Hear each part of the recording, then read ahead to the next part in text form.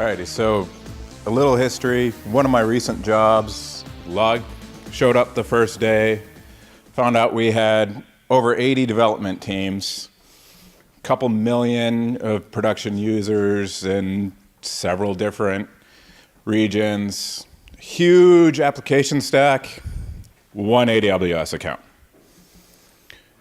Within a few weeks, it was pretty apparent we were hitting hard limits that Amazon didn't know they had, to the point where EC2 just could not give us any more instances. One of my first projects there was splitting that stack from the giant lift and shift that most people do when they come to the cloud into at least prod and non-prod. Let's start there. Let's see where we could go. Now we have a few problems. The developers are still slowed the hell down.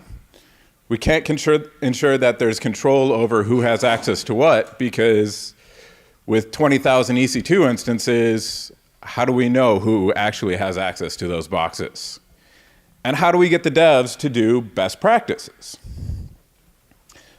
Well, one of the things we looked at doing is, instead of doing the traditional lift and shift, which they did, was to move this, we're going to build as an architect. In CI/CD, development goes from, I push this to a Git repo, and then it builds to dev, runs some tests, builds to QA.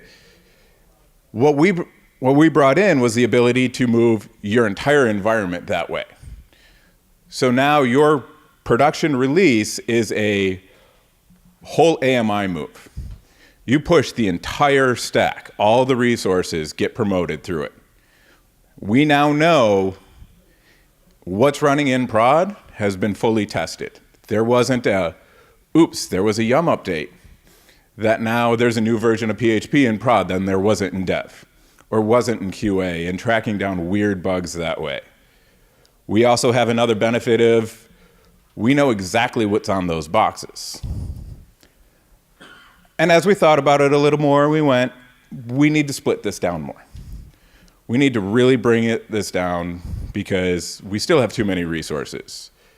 Lambda, when it came out, you could only handle 75 gigs of Lambda code. We had 2 revisions per function, and we hit those limits. So now we have to split it again. But we end up with another problem. How do we isolate the workloads? How do we isolate the access? Because our tier 1 team definitely needs to be able to log into every single one of those boxes, but the developer from application A, they may need SSH access into an EC2 instance in their account, but how do I make sure they're not over in B's account or C's account? We're promoting things. How do we do our base image? How does it go up from there? Where does this cluster actually turn into something that's manageable without needing to hire another 50 DevOps guys or ops guys just to try and manage it? We tried to bring it to something like this, where you have multiple accounts, and adding Azure accounts and Google Cloud, we have the redundancies. We have data centers close to where our users are. It's all the same issue. How do I manage that access? How do I know what's in this account running in this account is the same release as what's on this account? It's very difficult without the correct tooling. So we wrote some, and it sucked. We weren't doing this, as Nathan calls it, it's ride the rockets. We were re-engineering the cloud to try and make it work in people's data centers mindset. In the data center, people look at it and go, okay, I have one firewall here. I put all my blocking on this firewall. Comes to the cloud, it doesn't work that way. You have different defaults between Amazon and Azure and Google Cloud of, if I don't have a security group, what access is it? Some it's wide open. Some it's only what you have open. We also have the issue of, when you're running a Redis cluster, why are you running your own Redis cluster, managing that own that underlying resource when you could use it as a service. If you use it as a service, it's always updated. You now no longer have to manage it. You now no longer have to worry about the underlying disk space or the hardware, or it's got to rotate. Amazon will just rotate it underneath you, migrate the data, and you don't have to worry about that. That frees up my developers. Now, instead of 3-month turnarounds from release to release, we're finally getting closer to a 1-month turnaround. As I was saying, most accounts, they start with this. We've got one account. We just took our data center, popped it. It's a POC. Don't worry about it. We'll fix it later. In my world, POC is prod on completion. That never gets fixed. They just keep tacking shit to it. So, okay, we now did our couple of POC applications. We're just moving more people in. Now there's new rules. How's the guy on the left keep his room safe from the guy on the right? You don't. You start having that weird, this shelf is for me, please don't touch it, sticky in the refrigerator. Then someone comes in and you got to start putting rules in. Let's enforce these. Okay, guys, don't put your milk on Bob's shelf. He gets really personal about that section. That's where his beer goes. But during that and managing all those little rules, everyone else gets slowed down. Nobody wants to have the time to do that, especially when the rest of the development process is, let's do commit to prod right away. I need to be able to do a hotfix now, not in 3 weeks. We're looking at doing that or you can do that with your whole environment, with your accounts. We end up with this nice multi-tenant where, yeah, it's all a cloud account, but everyone has their own apartment. They can do whatever the hell they want in their apartment, as long as they follow what the landlord says you can only do in this apartment. Once we got that figured out and got people kind of moved in, they realized I wasn't really being a bottleneck anymore. The security guy wasn't stopping them. The ops guys aren't stopping them from doing it, which meant they actually started listening to us. We stopped getting blamed for, well, it worked on my box. It must be something operations is doing. Well, it must be something security is doing because of a policy they put on. No, it's still a buffer overflow. Your code still crashes. But it also allowed our developers to do public tutorials. They could follow something, how to do this in Lambda. And they didn't have to worry about trying to find time with an operations guy to get the permissions to figure out what they actually need to create their specific permissions to go in and do that in a stack. They had an account, they could play with it. Then they come to me and say, we'd like to get these permissions that we've dialed it down. This is exactly what we need. Can we put it into prod for our app to work? Absolutely, let's do that. You just saved 3 weeks of meetings and emails and people freaking out because I've got a release that's got to go out. It's gone. Now the app teams are their infrastructure team. They're responsible for their software. They're responsible, they don't care about the hardware. The network, it's there. If it's working, they don't care. They spin up whatever EC2 they want that falls within our policies of you could do this, this, or this. Their software runs it. The cloud team is there to teach, is there to help. It's no longer there to be the bodyguard, is saying, no, I've got to keep you from doing that. I need to push this button over here. And most companies, that cloud team is 8 people for 30 dev teams, 40 dev teams. There's never time for that. Now we're able to work together, and we're able to seamlessly go onto Azure, onto Google, and they don't have to worry about it. But to do that, we need policies. Because being in security, I don't feel comfortable with just saying, here you go, have an account, I'm not going to check on it again. Let's hope everything stays good next week. So we have some things like, you must have this. S3 buckets must be encrypted. Except if you're hosting a public website off of it. But there's always these little exceptions. But every enterprise I've worked with has had these things of, you cannot run this version of Oracle, or you just can't run Oracle because we don't want to pay that licensing. Run these other databases in the cloud, no problem. So that's a must. Unless you get your upper level exec to say, you can. The shoulds are shut things down when you're not using them. We're going to help you on the way. We're going to give you some of the best practices. But sometimes the best practices that your cloud provider releases don't actually fit your solution.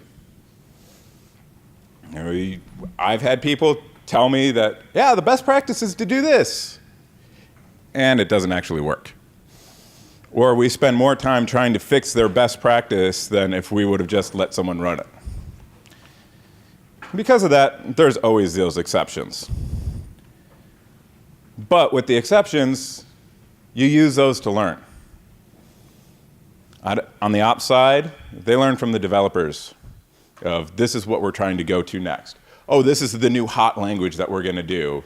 The ops guys traditionally have gone, crap, how do I support that? Now it's we could do that, but if you do it slightly this way in your design, we could eliminate all this work from you by we use this other as a service thing.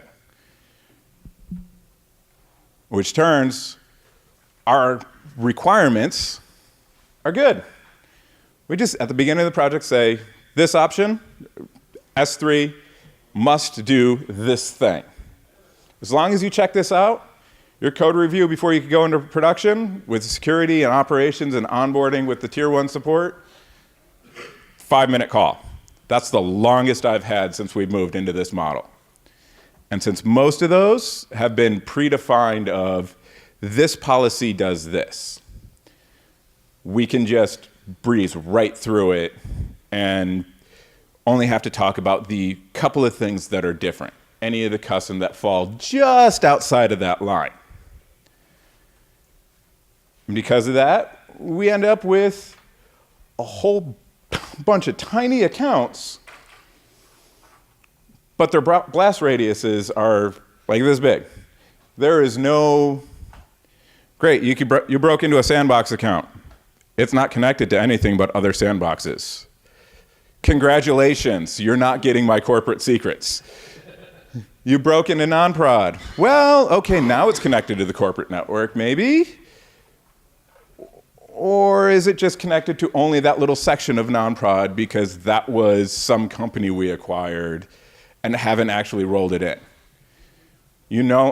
Before, you broke into one box and we had to consider absolutely everything in that account compromised. On the security side, if that happens, now in one of these accounts, we have 500 boxes, 1,000 boxes to run an audit script against instead of 40,000, 50,000. So much more work and time has been saved because the only people that have access to those accounts are the people that need it.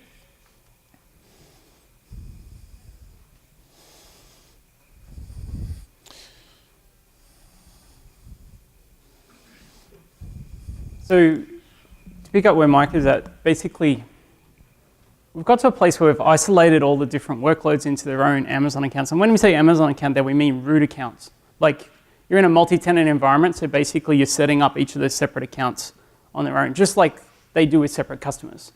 So we're effectively treating our own internal applications in a model of non-trust, basically, right? The dream, right, from a security point of view has always been to isolate our internal apps from each other to create those boundaries of separation like Mike was talking about, so we have that hard blast radius around each one. We don't want a shared SAN that can bring everything down. infrastructure change control boards are evil and slow everything down so drastically that if you can start to remove those things by isolating those workloads, you get so much freedom for each of the teams. Right? As he then discussed, we need to then start thinking about policies for how we're going to let them work. If we're letting people have that direct access, what rules are we going to put around them for how they work? So we set policies like S3 must be encrypted. You can't create networks. You can create EC2 servers, but they must use the appropriate and approved AMI. You can log in, but only with SSH keys that are tied back to an Active Directory type account. So we set policies or rules for the environment. Now, what's key for those rules is actually to be able to start enforcing them in real time. The fundamental shift we've just made with the change to cloud, like we're used to DevOps cycling our code through and deploying to servers somewhere, right? But as we went to cloud now, our apps own the infrastructure. The infrastructure has become part of the software, auto-scaling, load balancers, Lambda functions, whatever it is you choose to name, those things now are just elements of the software. We can't trust a hardened, infrastructure that we built once anymore and we manage in a back room, right? Yell at people occasionally when they want to request something and put them through a 6-month procurement cycle. All those traditional things don't happen anymore. We're now in like, I want an S3 bucket for a petabyte of data. It's like, well, just request it. 10 seconds later, it's there. I need 5,000 servers, just do it, right? The key question is, do you have budget? And then from a security point of view, I don't care, provided, they are hardened, set up, etc. And the key to doing that is putting guardrails around people. So how can I let you have all of that freedom, but within the rules that I really care about? Because there's a whole bunch of rules I used to care about, capacity management, capital, stuff, that's gone. Now I just care that you've got the budget for your department and I can bill you, right? But now the rules are basically, how do I enforce those guardrails on you? And more importantly, I've got to be able to do that in real time. You can now change your infrastructure in real time. The idea of a manual review, I'm going to sit down and have a meeting with you to see if you can launch that EC2 server. That is ridiculous, right, in this world. So we have to completely reframe how we thought about those security controls, those compliance controls, those operational behaviors into a world of real-time software. It's not human anymore, it's software. And that's why we need policies. That's why we need separation of those workloads. And that's why we then need to start implementing those rules as software-based guardrails. And so a guardrail really means detecting something's wrong. And it's beautiful if we check. That's the classic joke about having a security guard, right, who's paid to say, oh, you're being robbed, right? It doesn't really help unless they go over there and actually stop the robbery, right? Detection is only good if you have correction and more to the point in real time, right? Second of all, if you actually do that, you get to a place where you're no longer running around, why are we having 4,000 meetings about how to secure an S3 bucket or a EC2 server and reviewing every project and teaching? It's ridiculous. We've solved that problem a long time ago, and if we can set the right policies with the right guardrails, we know that every single one of those things now and into the future will meet that requirement, right? So by bringing in those detect, correct, those automated rules in real time, we get a massive amount more freedom for those teams. More importantly, we can give them access to the native tools. That learn by doing thing that Mike was talking about, the critical part of that is when a new person joins my team, I don't need to teach them how to use an S3 API. They've done that at their last 3 jobs at this point. But if I've abstracted all of that into my own concocted internal process, oh yeah, you can use S3, but you must create this thing, use that policy here, do this form, or whatever it is, even if it's like to push it through a stack or something, you're still forcing them through a process that's slowing them down, requiring them to work your way. You've broken Google search for them as a developer. You've broken all the patterns they're used to. They can't use open source anymore because they only can work the way you work in your org. So you've got to unlock those native tools for them and then tie that up with appropriate guardrails that know how to talk in that language, right? So that's what we mean by being native to those services and tools. Use AWS as AWS. Use Azure as Azure. Use Atlassian as Atlassian. Don't try to abstract them, which just removes value and slows things down. Now, once you've separated all those people, given them those guardrails, created those environments, the other thing we want to do is actually help them, right? So beyond you're on your own, which, by the way, most people are high-fiving you down the hallway about, but you want to get to a place where you're actually speeding them up. Not only you can create a bucket, but here's the best way to do it, right? Here's a good 3-tier stack that we like in our organization. Here's patterns that you can use at scale across your accounts. Now you notice the big thing here that's different from traditional enterprises. I didn't say, let's create a common service. We don't do that anymore. Clouds do that for us now. Sometimes we might if we've really shown there's a reason why it makes such a difference to our org. But we're no longer saying, I'll create a common enterprise service for you and you'll use me. By the way, you're all now subject to my change control, right? Those are the problems that you start to come into once you do that. Instead, the question is, here's how you can deploy Redis in your account, right? Not how you can use mine. Here's how we can run 35 small RDS instances of Oracle rather than one big spanking Oracle in the middle, which is hard to charge back, hard to manage, etc. Now I've got schema control problems. So what you want to do now is start to automate out those patterns as guardrails, things accelerate things. You create an EC2 server, I'll create a CloudWatch alarm to monitor CPU for you, right? And tie it back to an alerting system, which means it'll end up in your lap. There's a whole bunch of things we can do to accelerate those teams beyond just securing them, right? And it's all about having those real-time controls. So what does a guardrail mean? How does it work? So this is an Amazon example. Of course, this would work with Azure, Google, other things as well. But quite simply, it means let's watch what's happening in the environment. So if you create a bucket, we should see that straight away. If you launch a server, if you change an IAM rule, we should see all those things straight away. And then we gather those up and move them through a process of dealing with them. By the way, doing this is not easy. Every single region of 100 and something accounts, catching all the events, wiring that up, tying it together, making sure nobody breaks it, right? Because if they broke it, your guardrails are broken, so now you're out of control, right? There's a whole bunch of steps you have to do to make that work. Let's assume you get all that going. The next thing you do is, of course, land that in SQS, right? Or something like that where you can handle it. You could write lambdas, but now you'd have to write hundreds and hundreds of lambdas across hundreds and hundreds of accounts, so things get kind of insane that way. But you can do that. What we prefer to do is bring it to a central place. And one of the key reasons is that you really need context about what just happened and decisions about the policy. Oh, you turned off encryption on your bucket. Alarms start going off. But, oh, you're the public website account. Okay, no problem. Right? Without that context, I can't make the decisions I need to make for those guardrails, right? And subject to the policies. So I need to know who you are, what bucket it was, and then what are the policies in that environment. With those pieces of information, including the event, we can now fire off a guardrail handler, right? And take appropriate actions. Turn on encryption, say nothing to do here, whatever we choose is appropriate. Of course, once we fire off that guardrail handler and change something, we create a new event and around we go again, right? So we have this constant looping of humans injecting change and the system itself injecting change, right? To make sure that we're getting to an end state. We want to log all of that just so we know what happened, make security and compliance happy. But more to the point, we need to tell our teams and our developers what just happened, because otherwise they see all this stuff going on and they have no idea why did that happen, how was that decision made, how did those guardrails take effect. So the automation is fantastic, but it's critical that you have good visibility out of those guardrails as they flow through. That is definitely something that has caused a lot of meetings of, I'm trying to do this, and it changes on me. I guess now we need to start informing the audit trail, because I'll point to you where it's at. Now we got to get to the point where let's make it more visible to the user. How else can we do it? Developers don't want that. The hard thing is when you have the automated tool, like your Jenkins job pushes out a new stack. Congratulations. Your automation tool does a bunch of changes to it and then goes, hey, this Jenkins user just did this. I'm going to email him on the changes, right, instead of I'm going to email the dev team, or found out who pushed that commit for the kick off the CI/CD pipeline. How do we get to that point? Right. So beyond guardrails, the next thing we want to do is have patterns at scale. We alluded to this before, right? How do I have a repeatable idea of a Redis server? How do I make it easier for you to do these things, right? And more than patterns at scale, one of the things we've found most useful is creating simplified common language.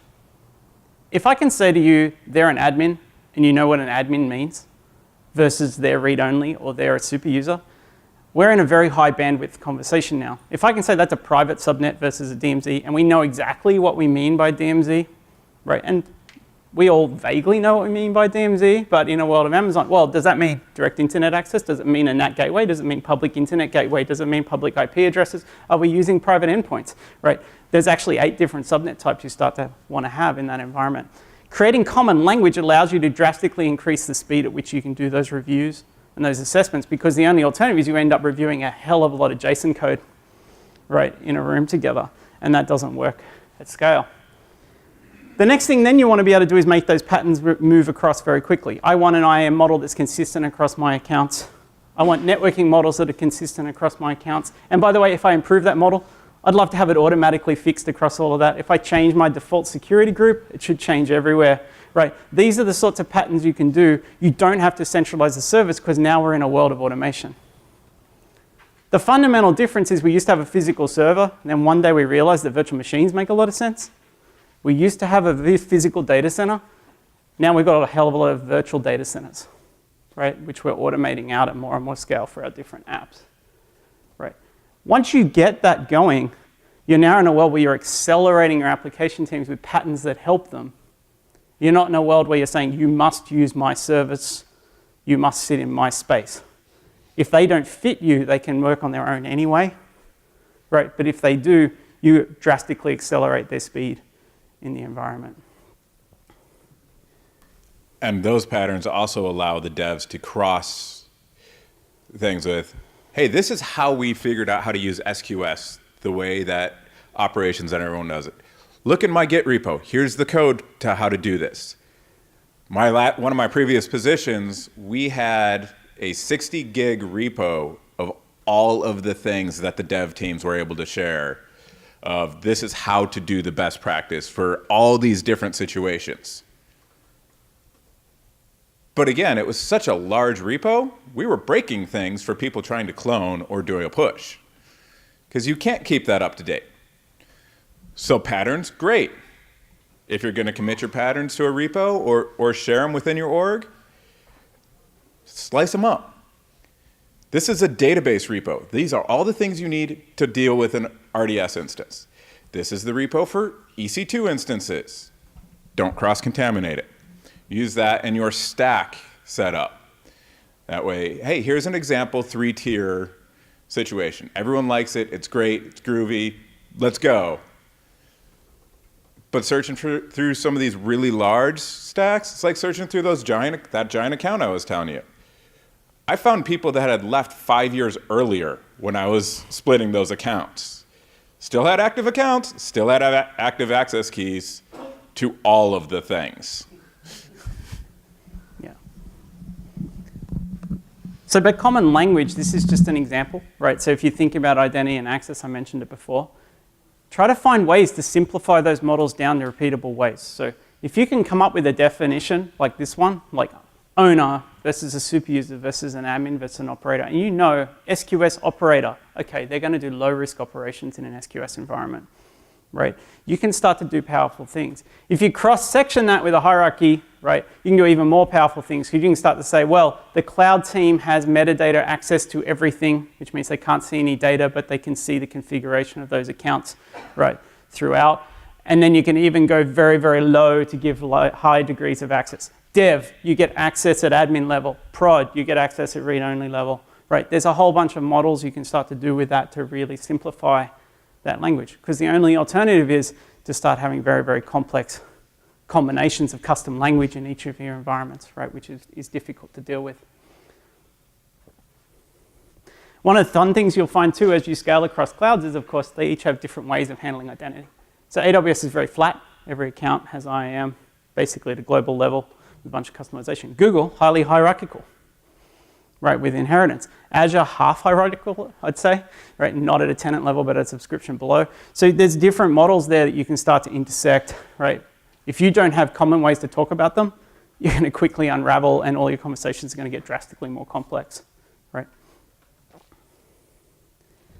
The next lesson we mentioned before with the ability to see what's going on, but this visibility idea is so critical.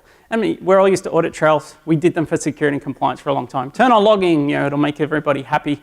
That's a good thing. But now we've got an application that's changing by the minute.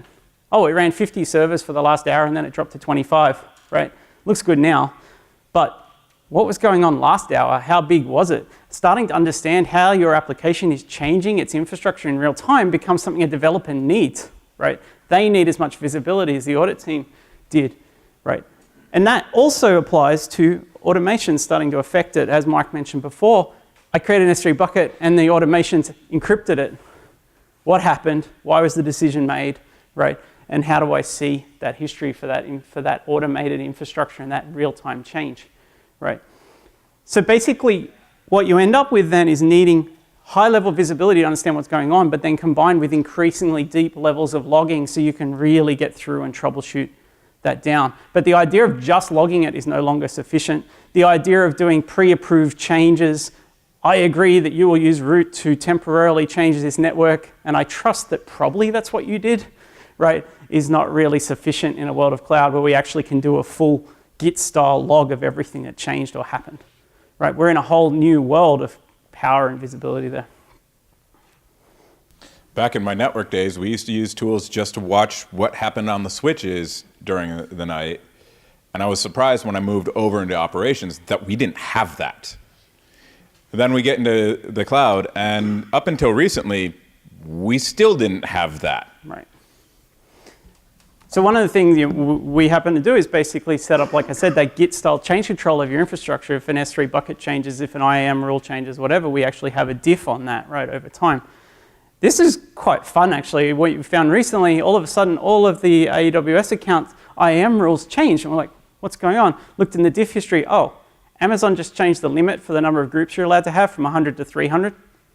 I don't think that's been announced still, but I'll tell you it's true because we've seen it across hundreds of accounts now with a diff to prove the change flowing out. We would never have known that change had happened in the environment without this type of tooling, right? We're constantly surprised by what's going on underneath us. So after you've done all those things, you've isolated your workloads, you've created your policies, you've got this idea of teams working together to learn and do that stuff, right? Try with experiments under exceptions, come together, start to get visibility into what's going on. You're in a place where you can really start to automate it fast and at scale. You're standing on shoulders that allow you to move quicker. You're not stuck in constant review of the basics, right? And you can start to add more and more decisions. It's like capital investment that you keep getting better and faster at the basics. And you better do that when Amazon's adding 1,000 new features a year. And by the way, the company also wants Azure or Google chucked in the mix and you're trying to deal with all that. If you're not automating out that core, good luck, right, to keep up. Very, very difficult. So what we've seen is that that ability to automate really allows you to scale. And in particular, we love to hear language from teams like kill the ticket, not close the ticket. I never want to see this ticket again ever in this environment. If I know how to respond to this type of event with an automated response, I should never see this ticket again. It should happen, it should be fixed, and it should be closed, right? And anyone who's worked with level 1 or 2, particularly in a large enterprise where it might be outsourced in different places, if it can go to level 1 or 2, that basically means you've got a document that says exactly what they're allowed to do and what steps they're going to take if it's done well. Normally it's not even done that well, but if you've got it to working well. But if you're at the place where an alarm goes off and the question is, oh, maybe out of disk space, right? Clear the temp drive, right? Maybe do this, maybe grow that, check with the application over there. Those steps actually can be completely automated, right? That's a relatively challenging example, but basically if you get to the point where you're starting to know how you want to respond to those events, level 1 and 2 are automations. And everything else needs an application owner's input to be able to do it. So I just hit a point where my operations are automated and everything else goes to the app team. And that sounds a hell of a lot like good DevOps, right? Where if you're uncertain what to do, you go back to the development team. Otherwise, the operation team can work within the constraints they've been given about rebooting or et cetera. But if you can codify those rules, you can automate more and more of it out, right? So you're on the path to getting to that final place. And I found a hidden benefit of that is my devs are on call. Which means shit gets fixed in a hurry. Because when things break in the middle of the night, okay, yeah, I'll just fix it in the morning, look into really what it was, I've got the service back up. Next night, 2 o'clock in the morning, breaks again, guarantee there's going to be commits to that thing being pushed into the build process in the morning. Now, something that was hidden that Tier 1 was dealing with for years got fixed in 2 nights because nobody wants to be on call and lose sleep. We want those magical on-calls where maybe I get a page at lunch on Friday and go, hey, it's 2 minutes. Oh, it's your turn. Right. So when we bring all that together, at Turbot, we really think of it as software-defined operations. You've got your software-defined infrastructure. You've got to change your outlook now to a world of software-defined operations. Nothing else will have the speed. Nothing else will deliver the agility that's required for those teams. Right? You have to start thinking of your operations differently. And you end up in a very simple loop, which is basically that your application teams are working directly with their applications on those cloud environments. They're happy. They can do their job. They've got the pieces they need. They can use their tooling. They can Google search results. Right? They've got the native capabilities they wanted. They have the agility. Right? You're no longer stuck between them and the thing they're using, right? As cloud teams often have been, making the dev teams happy and the cloud teams less in the middle. Of course, great power comes great responsibility. Some dev teams are happy, others start to panic, right? What will I do if I don't have to have a project manager arguing with your project manager about the procurement of that server for the next couple of weeks? I'll actually just have to do it in the next 2 minutes, and now it's all on me to deliver the app, right? There's a lot of, water level reduction, if you want to use a lean methodology. Yeah, I've seen several different styles of dev teams. One is the, great, get on my way, let me do this. And the other is, but without ops, how will my broken toys go get fixed? Right. Because prod is where our broken toys go to get fixed. Right. And that's where you got to come back to that teach, don't do. You start doing, they'll quickly expect you to keep doing, right? And they won't learn, right? So you can start to get to this place. When your app's down, because an availability zone was down, I'm like, well, you had 2. You chose to use 1. This isn't really an operational problem. This is an application high availability decision gone bad, right? You might want to review that and think about what you're doing next, right? Changes it. Now, the cloud team's job is to help it and teach that application team. Better know the cloud better than them, better know those tools better than them, or at least be able to keep up with them as they're learning it, right? Take those learnings and bring them back and share them with others through automations, right? You're in a world of helping, not request fulfillment. That means you're now standing side by side solving problems, which completely changes the alignment of the organization and the focus. Really hard to explain that until you've felt it and sat there. But there's a big difference between looking across the room and going, when's my server arriving, versus sitting there going, how are we going to get this EC2 server spun up with this thing delivered that we need? Because it's my job to do it, and it's my job to help you do it, right? And now we're in a different type of conversation and interaction. So you end up with a cloud team helping them, and then you've got to feed a lot into automation. Use a tool like a Turbot to accelerate a lot of that automation, right? Or do some of it yourself. But basically, that allows you to start scaling that solution very quickly. If you don't do the automation, you can never keep up, right? And you're stuck going back and forth. And then you end up being the guy that sits there that changes users' passwords on 30 different Amazon accounts because here's your tier 1 guy, but his password expired when he was on vacation, and now he can't unlock it. Or he broke his MFA, and someone has to go into all these accounts and do it. You haven't automated it before. Guess who gets to do it now? Right. So what I was going to do, because this changes now to a world of software, I was just going to take a moment to actually show you what that can look like. This one example. You can, of course, build your own tooling, right, to try and do it differently. And I'll highlight a couple of things we spoke about. So a Turbot basically sits inside one of the application, the VPCs or the Amazon accounts of the customer, right? So it's running in their environment. You log in with an Active Directory, so you've immediately got identity hookback, right? That's a key thing you want, your identity hookback. You separate out all your accounts, whether they're Amazon, Azure, Google, it doesn't matter. You create separate environments. Different developers see different lists of the different accounts. That's the isolation, the workload isolation we spoke about. We're not sitting in one Amazon account anymore. I see my 3 servers. You see your 4 servers. I'm not stuck in a world of the most complex tagging scenario you could ever imagine, right? We just have really simple things. My costs are my costs. Your costs are your costs, right? That workload isolation with the multi-account is critical, right? And can be enabled through your tooling. And most importantly, the ops teams can get access to all of those by giving them their user account permissions in one spot. Someone comes or goes, you're new to the team, 2 minutes later, you have access to everything the rest of the team does. It's no longer this 3 weeks, maybe we got all your access in place. Oh crap, that guy left. Now we're going to be working all weekend because he rage quit, and we have to pull all his access, audit all the boxes, all the accounts. Right. Yeah, or if you add a new team with a new Amazon account within the first 2 minutes, it's deleted all the default VPCs from around the world, set up the IAM policy, permissions, or password policy, etc. You're not worried about that stuff anymore because they're constantly enforced as guardrails. Right. Now, after you're in that account, you start to see a couple of different things happen. The first thing is we don't really want developers sitting in that abstraction tool. You want them using their cloud. So you just they log straight into the cloud using their permissions. We know who they are through that identity system. These are good things. They are themselves in a native cloud experience, right? They can use APIs, stuff like that. They can, in this case, for example, I have permission to create an S3 bucket. This is basic stuff we're all used to, right? Or if not, you should definitely get into it. So we create a bucket. I'm doing a lot of too hard clicking here in that environment. Now, notice I didn't go to a form.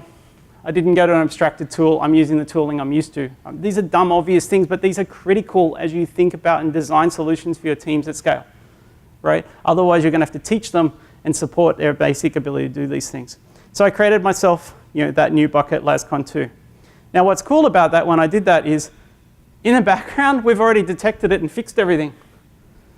So Turbot detected the new bucket and went, oh, versioning's not on. Policy requires versioning to be on, turned on versioning. Server access logging wasn't enabled, now it is.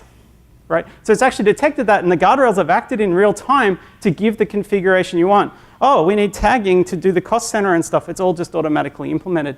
You can start to get all those sorts of automations happening so people aren't burdened with all of this junk anymore, and you're not running 45 reports on all the S3 buckets. It's just done, right? Policies and permissions. Oh, the bucket policy, our policy required encryption at rest and encryption at transit. Those things are enabled immediately on that bucket. And this is the thing my devs love because they don't have to track down the latest JSON of what our policy is. They could just use AWS S3 make bucket name. Done. It's ready for the application. It's not, how do I find all this other thing? Oh, I've been using this script that pulled this from this Git repo, but that hadn't been updated or someone broke that somewhere. It's gone. Now to get to the visibility piece, Turbot's detected that we made those changes and it's recorded those straight away. So we just created LasCon2 bucket. So Turbot knows that Nathan created that bucket and it'll pull up that history here. Just give me 1 second. And then basically it also knows that it updated it and made changes to that bucket in real time. Live demos. There we go. So basically we created a bucket, it tied it back to the account, knows it was me, and then it also knows what it changed. Oh, it added logging, it updated the policies, it added the tags, etc. This is the visibility we're talking about where people now know what's going on in that environment and they can see that history. In addition, we can see in the history the full activity. We can see we created a bucket. Oh, tags aren't correct. We opened an alarm, right? We checked other things like whether the name was correct, version was on. So we opened a bunch of alarms and then we automatically corrected them, right? And then we automatically closed all the alarms. So this is a world where you're in true ops now in real time, right? Where you created an alarm, you fixed it within seconds, right? You notice all these things happen in the same minute, right? If I dive into one of these, like for example, the tagging, we can see the history of what happened. The alarm was opened, the tags were closed, right? And then it closed the alarm. So we have that history of everything going on in that scenario. That visibility is critical to those teams. In addition, when you want to troubleshoot, you can really go down and see here's the event that led to it and all that stuff, right? Again, this is one example, but what's critical here is that your teams know what's going on, they can understand why, and they can see all of that. This isn't security and compliance auditing anymore. This is change history in real-time automation that your devs require, right, when you're working with them in that way. And on the security side, it could also be a heads up, because if someone just starts spinning stuff up in a new region, all of a sudden my SIM is pulling these logs and saying, hey, normally you're in these 5 regions. What the hell are you doing in AP Southeast 2? Right. I'm going to flag this anomaly. Someone go check on it. Pick up the phone, call the guy who's tagged on the account, and he's, oh yeah, we're starting the POC build for this to see what the latency is. I never would have known that beforehand. So now I know all my other tools are getting ready to start showing this. My other teams are going to start looking at doing this. I need to inform the network team that there's going to be a whole new set of traffic coming in. But we now know, instead of the, hey, releasing in Australia tomorrow, I need you to approve all this and do this emergency change. Right. Even better than that is you can actually set what's the approved regions, right? And if they create a bucket outside that region, it's deleted within seconds and nope, right? If it was more than half an hour old, of course, you don't delete it, you just relieve an alarm, right? Because you have rules about how to automate those decisions that you'd normally do with humans, right? So you can start to do that stuff. Now, from a controls point of view, you end up with a summary then of the status of this bucket. Is it up to date from the CMDB? Does it have a good name? Is logging on, etc.? You can see the status of it. And all of that is subject to the policies we were talking about. The controls are like the guardrails, the policies are the rules, right? So we can set rules here, like, for example, well, this bucket is exempt from the encryption at rest rule because it's used for public stuff, so we set that rule to be none. Temporaries, all that sort of stuff, because this is a world of exceptions, right? But we just create that exception. Now, what's awesome about this is if you do the right tooling, you need to be able to see where your exceptions are. So if we go up here as a security team, I can see every exception to the S3 encryption rule in my entire environment in one place, right? So as you start to build those exceptions to those automations, make sure you think about how to give visibility to those teams across those different parts, right? What's even better, though, is once I change that rule, if I just refresh, we'll see that in the background, it automatically changed the policy, right? So I didn't have to think about any of the JSON or change any of that. The policy is able to handle those things for me, right? So just to close out a couple of other quick things. So basically, if we go to that account, the other thing we talked about was having patterns. So one sample of patterns we mentioned was the permissioning. So when you think about permissions, you can start to simplify them down. So DynamoDB, admin, owner, metadata, right? S3, admin, metadata, like common language makes this much easier to understand, right? To be able to grant and handle in that environment. You can simplify this stuff down if you do the right balance on those things. Right. And you could extract it down to the OS level, the database level, where now you're still using those same patterns, but everyone in the tier 1 team now can SSH into those boxes. Right. Period. From a visibility point of view, give some thought to things like search. So for example, what's all the LASCON stuff in the environment? We can see there we've got like 2 S3 buckets and an account calls that. That allows you to search by IP, stuff like that, so you can get straight through troubleshooting to the issues you care about quickly, right? And the last thing, as you build automation tools, those dev teams need to automate the automation, right? So that they can set policies that they're allowed to set, so they can set things with their apps. So make sure you're thinking about an API to your own automation and stuff like that, right, at scale, because otherwise those dev teams are going to be coming to you all the time and saying, well, how do I do this? And I need this human-paced policy change at the same time as this, right? So it's you've got to think about that sort of visibility, automation of the automation pieces. And where your notifications are going to go. Yeah. How this team over here wants to be notified is completely different on how that team wants to be notified. Right. Because those guys may be Slack power users. These guys may be HipChat. Those guys want a phone call.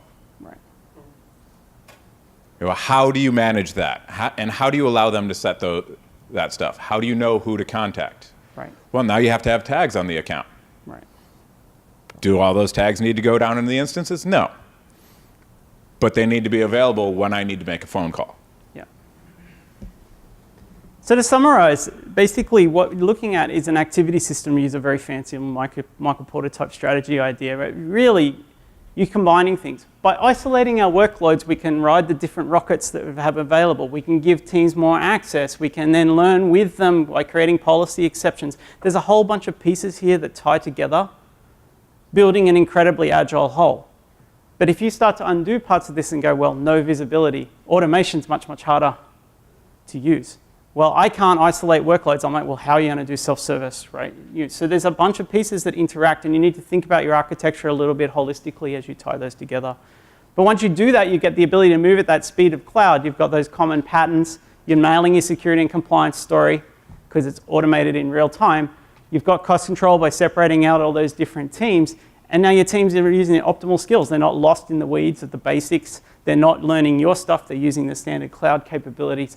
And that really aligns them up with the cloud team and lets you move with a lot of agility, right? So that software-defined operations really unlocks that software-defined infrastructure in a different way. And any questions?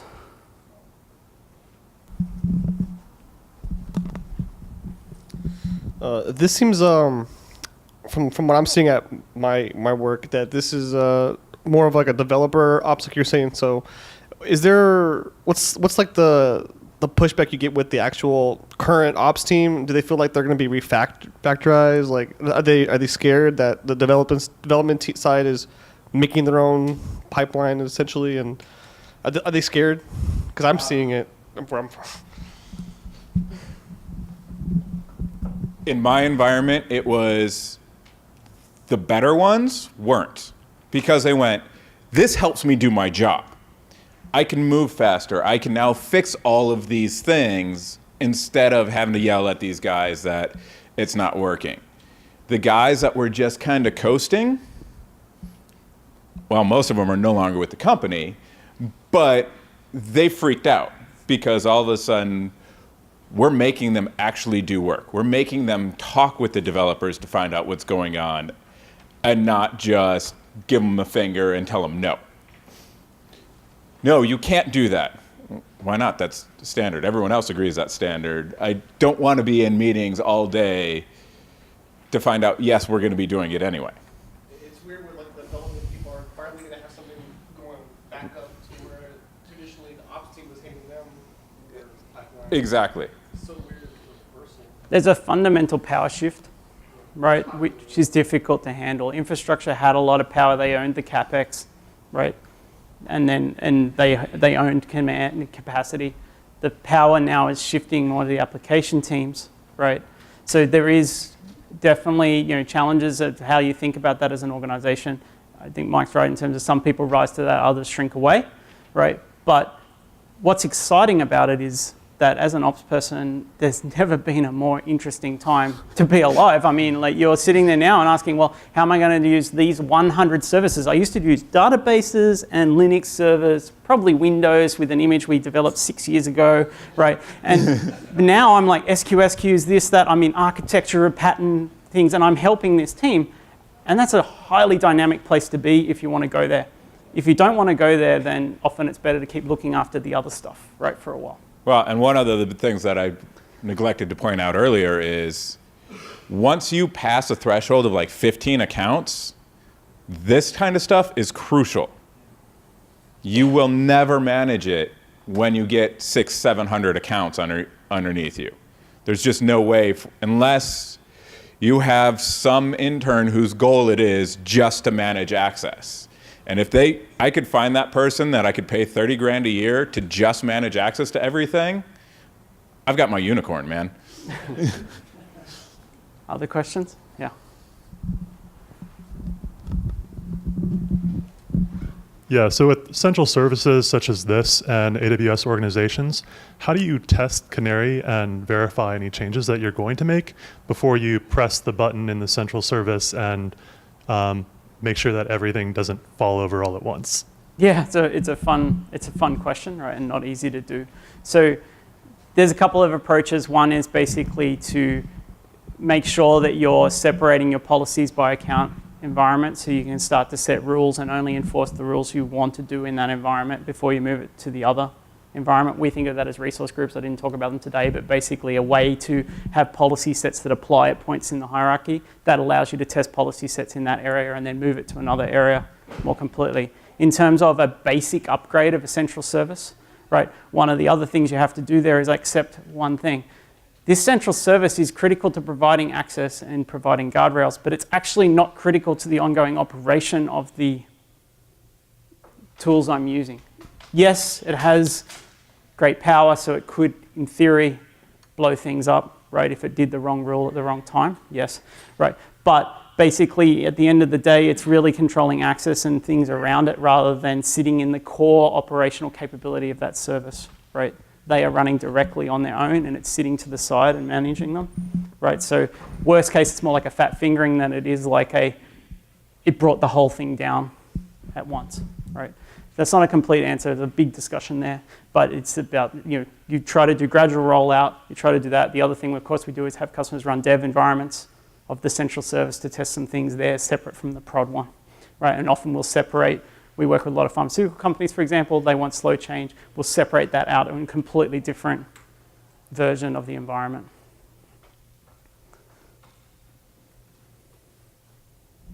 Any other questions? If so, find me in the hallway. Yeah. Okay, let's get a round of applause for Michael and Nathan. Thank you, sir.